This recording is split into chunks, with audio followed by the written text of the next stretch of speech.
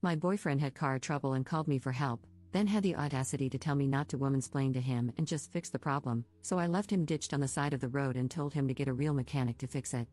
Posted by u/GermanCat34.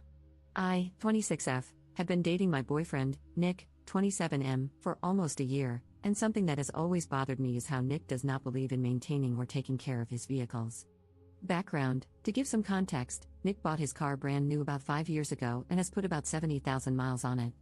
Since purchasing the vehicle, he has never had an oil change, nor does he perform any kind of regular maintenance. I want to clarify that Nick's refusal to maintain his vehicle is not due to financial insecurity. He has an incredible job that pays him very well. As a hobby and side job, I like to restore vehicles for profit. I am by no means a mechanic. I mostly clean up vehicles, do bodywork, and paint restoration.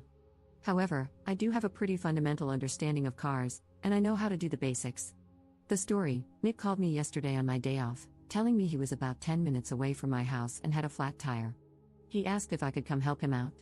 I grabbed my tool bag and headed out.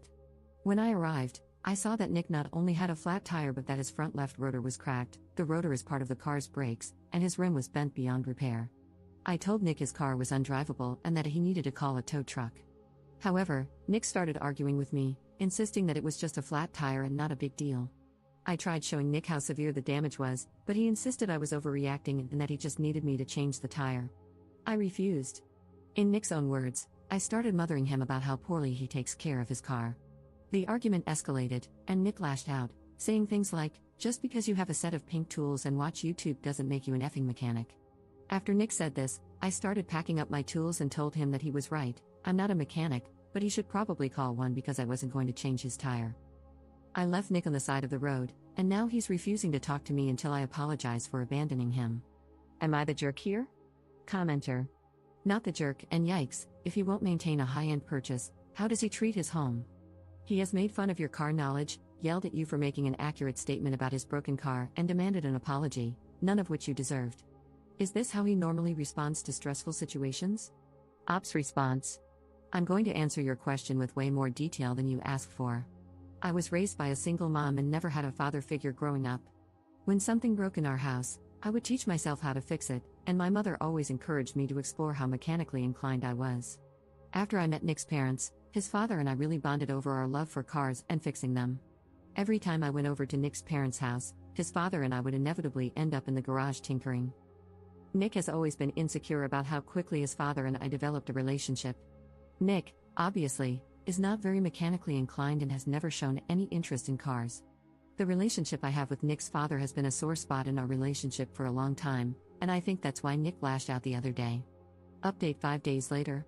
Thank you so much to everyone who commented on my original post. I spent a few days reading all of your comments and taking some time to self-reflect. Vehicle update: Nick drove a Nissan Versa, and after I left him on the side of the road, he ended up calling a tow truck/mobile mechanic. When the actual mechanic arrived, he told Nick everything I had already explained to him. The mechanic also refused to change his tire and said he would only tow the car to a repair shop. Nick refused to share the full extent of the damage to his vehicle with me, but it must have been pretty bad because, instead of repairing his Nissan and wasting all that money, he decided to buy a new car. Relationship update: earlier today, I invited Nick over for dinner. I spent the whole day cooking and baking his favorite dishes: braised oxtail soup, drunken potatoes, and tiramisu for dessert. When Nick arrived at my house, he was in a wonderful mood and seemed to have forgotten, or forgiven, all about our argument. After some small talk and finishing dinner, I took a deep breath and told Nick how much I care about him but that I no longer wish to continue our relationship, romantically or otherwise. At first, Nick was shocked, but his shock quickly turned into anger. He felt I was insane for ending our relationship over what he considered a petty, unimportant argument. Eventually, he tried to apologize, but I told him an apology was no longer what I was looking for.